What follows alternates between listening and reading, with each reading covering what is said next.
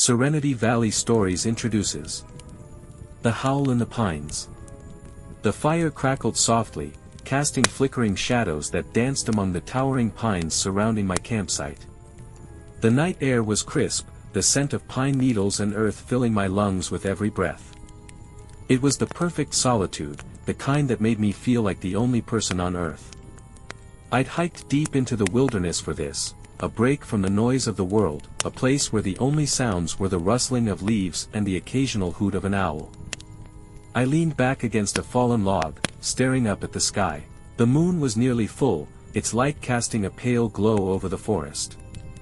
The fire's warmth was comforting, but it couldn't completely chase away the chill that crept through the air. I pulled my jacket tighter around me, listening to the distant call of some nocturnal creature. It was peaceful, almost hypnotic, as I drifted in and out of a light doze. Then, something snapped in the darkness beyond the fire's glow. My eyes snapped open, heart thudding as I sat up, straining to hear. The forest had gone eerily silent, the only sound now the soft crackling of the fire. I listened, waiting, but nothing moved. Just the wind, I told myself, or maybe a deer wandering through the trees. But the uneasy feeling in my gut didn't ease. I shook my head, chuckling nervously at myself for being so jumpy. But as I settled back down, I caught a whiff of something that didn't belong. It was faint at first, but unmistakable, an acrid, metallic scent that sent a shiver down my spine. Blood. And something else, something musky and wild that I couldn't quite place.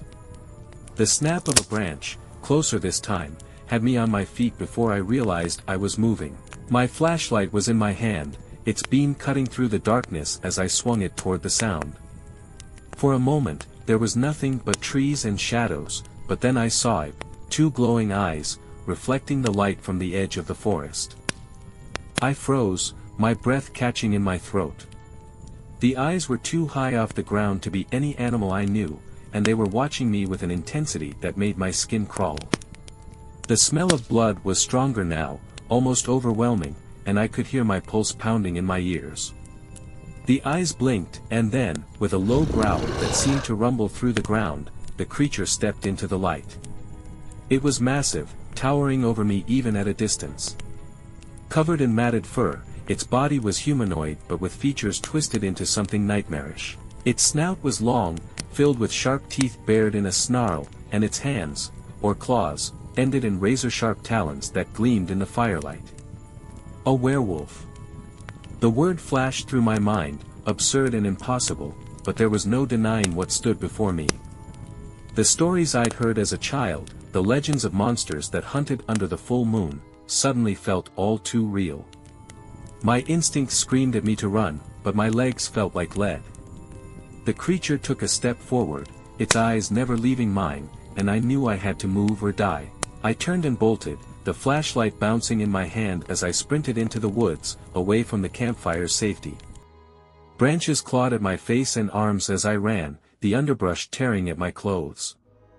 I could hear it behind me, crashing through the forest, its growls growing louder with every step. The stench of blood and that musky, wild odor clung to me, choking me as I gasped for air. I stumbled over a root, nearly falling, but caught myself just in time. My heart was a drumbeat in my chest, my breath coming in ragged gasps. I couldn't keep this up, couldn't outrun something so fast, so relentless. Then I saw it, a narrow crevice between two boulders up ahead, just wide enough to squeeze through. I veered toward it, hope flaring in my chest. If I could get inside, maybe I could find a way to lose it, to hide until morning. I dove for the crevice, slipping between the rocks just as the werewolf crashed into the clearing behind me. The space was tight, the rocks scraping against my sides, but I forced myself deeper, praying the creature was too large to follow. It snarled, the sound so close it made my ears ring, and I could hear it scrabbling at the rocks, trying to reach me. I pressed myself further in, every muscle tensed, waiting for the moment those claws would tear into me.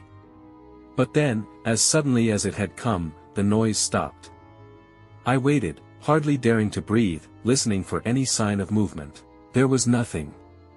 Just the wind through the trees and the distant call of an owl.